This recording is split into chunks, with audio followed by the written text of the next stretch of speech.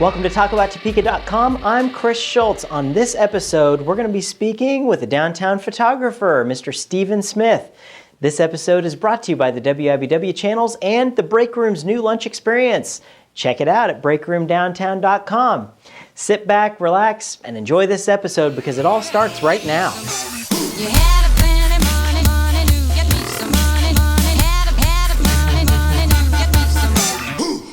So I'm sitting next to one of my neighbors here in downtown. They've had a photography business for quite some time. It's Stephen Smith with Stephen Smith Imaging. How you doing, Stephen? I'm good. How are you? I'm great. Thank you so much for joining us. I say neighbors. You've got a photography business going on. How long have you been doing that? We moved in there August of 1978. 78. That's been a while. I know how many years that's been since that was the year I was born. Really? Yeah, I would not have guessed that. I thought you. I'm much younger than that. Yeah, that's what I would have I don't know. I don't know what to say. That puts you at. Oh yeah, exactly. Yeah. Figure it out. You can do the math, people. Right. But no, so you've been doing this for quite some time. Quite some time. And how has the photography business in Topeka kind of changed over the years? Well, photography business changes a lot, particularly since the digital age came out. Mm-hmm. When I first got started in photography, well, shortly after I got started, there was a transition from black and white to color, and that was a huge change. Film to digital is another huge change, and it's one of those professions that evolves, and if you don't change with the times, then you're going to go away. Mm-hmm. And so we've tried very hard to change with the times and to implement new technology, and it's made it fun and exciting. I saw the technology you guys are using when my niece a few years back got her pictures taken down there, and you guys were really, it was entertaining to watch everything, especially the presentation of the pictures at the end. That was really cool to see the work that this guy does. Some great work. You do senior pictures. What other stuff do you do? We do executive. We do quite a few executives in the downtown area. We do family portraiture, a few children portraiture, do quite a bit with pets. We do a little bit of commercial work as well. One of our clients, which Hill's Pet Foods, they do a program with all their employees where they are photographed with their pet, and then they use those photographs as large wall prints around the corporate offices. Cool. It's a very cool way to keep the community involved in their company and make the employees feel good, and it's just a really nice touch. It'd be nice if more corporations would do things like that. Yeah, man, kind of make the whole office. It can be dreary to go to an office, but when you see your pets and people, makes it come alive. Oh, yeah, that's pretty cool. Very much so. Yeah.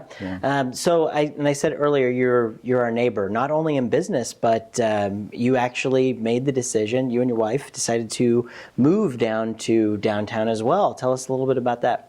Well, in 1990, we gutted the first floor of the building and totally redid that. And at the time, we were thinking the second floor of the building would be a great place for a loft. So the kids finally left the house, and about 3 years ago, we started gutting the second floor, and now we have a loft up there that is pretty special. It's really nice. I was lucky enough to see it, and you guys did some great work. And these buildings, the upstairs in them, this studio is in the upstairs of our building, but there's so many of them that they've just closed off, and there's nothing up there. But there's a lot of there's something, but there's nothing going on. There's so much character. I mean, I know in yours you were able to strip everything down, and you got down to the bricks and you saw some of the old advertisements and things on there. That's really cool to find. We tore the plaster off of the south wall and uncovered the stone, and there was a 1887 sign painted on that whole length of the building. That's cool. It's very, very cool. Yeah. It's one of those treasures that caught you off guard. And from there on, you got very careful about what you were doing up there. Well, you guys did a great job. How are you liking living in downtown? Love it. We've got 2 rooftop decks. The lower deck we have our grill on, and so we do that. And the upper deck we just kick our feet up on the edge and have a beverage and watch the nightlife go by. And it's just awesome. Yeah, there's a feeling, there's a good energy down here in downtown. Yeah. A lot of things happening. How do you think over time, I know the image of the public has kind of said we need to do something with downtown. I know we opened our business 10 years ago. People had a little different attitude about downtown 10 years ago than they do right now. Right. What do you think about the change in attitude there? Well, when we moved in downtown into our present building, prior to that, we were at the Palace Plaza. I don't know if you remember that. Yeah, I do. It was kind of a mini shopping mall type thing, and we were one of the stores in there. And at that time, there was a nice energy going around about changes happening. And some changes happened there that everybody had to leave that building at that time. But since then, there's been lots of ups and downs. People plan this, plan that, and things just kind of stalemated. The energy that's going on now is very nice. A new breed of people are coming in, and there's more and more people starting to live downtown. You and I in this block, and there's 2 or 3 others that live in this block. And I think the more that happens, hopefully quicker, sooner than later, then just the residential energy is going to drive the business energy a bit better. Even that 10 years ago, if you think about the residential space that was down here, there wasn't a whole lot of residential space. I mean, you've got the buildings that have apartments in them, or you've got, those are still there. But there was kind of a push for a while to get loft living above Kansas Avenue in some of these spaces. Right. And that's been a great success, I think. Right. And there's still quite a few more opportunities out there for just people. Between you and I know there's some opportunities between our 2 buildings that if the owners would just explore those options, it would help them bring in some extra money as well as give another life to this block. I think, and the apartments that are down here, anybody who's renting apartments, they're never any available. I mean, it seems like there's way more demand than there is availability. Right. So if you own a building, fix it up. Explore the opportunity. We made that investment, and it was not a small investment, but man, the benefits are just incredible. We just love it down here. And yeah. I can't. In fact, our kids, when they come to visit, they live in D.C., and when they come to visit, they feel like they're still in D.C. because of that kind of genre going on. They're jealous, aren't they? They're jealous. I'm one of those guys that I love seeing old structures built and refurbished and put a new life put back into them. In the same token, I hate seeing older buildings just deteriorate and fall down to nothing. Yeah. And so what's happening across the street from us at the corner of 10th and Kansas is good and sad. It's sad, but those buildings aren't going to have a life, so the talk about the new life that's coming there is exciting. You want to preserve, but you want to grow. Yeah. And I think there needs to be a nice mix of both. There does. I mean, you can't preserve something if it's not functional to be able to be used. So there is that happy medium kind of in between there. Right. But I think there's a lot of that happening. There is good energy right now. I know we're seeing, as far as Kansas Avenue being redone, there's been a lot of talk with that.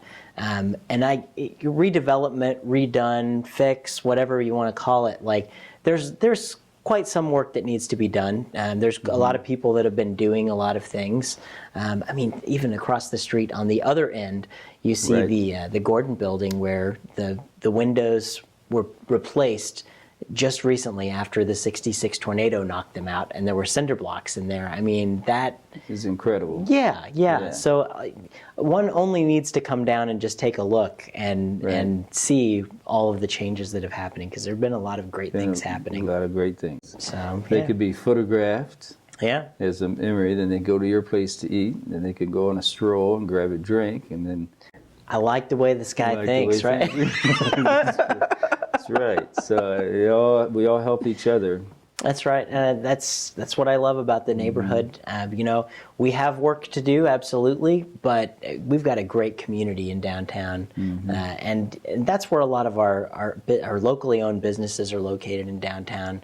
And it's been a treat getting to know a lot of the people that have done that. Right. So you should get out and meet the people in downtown Topeka, because you won't be disappointed at all with that. So, well, Stephen, thank you so much for joining us. I really appreciate it. I can't let you go, though, until we do the lightning round right here. It's where I put 60 seconds on the clock and I ask you a bunch of stupid questions. So, ready to do it? Sure. All right, 60 seconds, go. If you were a salad, what kind of dressing would you have? Poppy seed. Ah, that's a first. That's Good. That's a first. Good one. Let's see. If you won $20 million in the lottery, what would you do with the money? Invest. Invest. That's a smart idea, right? And then spend a lot of it. And bury the other half in the backyard. Well, not really a back alley, we'll call it. What's your favorite hobby? Jeep trails, off-road Jeep trails. Oh, cool. Very cool. Let's see. In your opinion, what was the greatest movie ever made? Schindler's List. Great, emotional movie of a time that was sad, but yet Schindler did a great thing in a very bad time. It was very well made. It's very well made. And behind that, it would be the Bourne series. Ah, I love those too. I love those too. Very good stuff. And let me ask you one more. What's your favorite television show to watch every Tuesday night at 9:30 on my TV? The Talk About Topeka. Hey, all right. You can't get any better. Well, I know we're giving you an invitation to come down and check out downtown Topeka. Stephen, thank you so much. Thank you. Appreciate it. And come back and we'll talk again. All right. Thanks. Thanks for tuning into this episode of TalkAboutTopeka.com. I'm Chris Schultz. If you liked what you saw today, please help our guests spread their message by sharing our videos with your friends. You can also find us on Facebook, Twitter, and be sure to subscribe to our YouTube channel. This episode of Talk About Topeka was brought to you by the WIBW channels and Field of Greens, a garden bistro in downtown Topeka. Topeka's #1 salad bar, according to me. Thanks for joining us. Remember, keep talking about Topeka.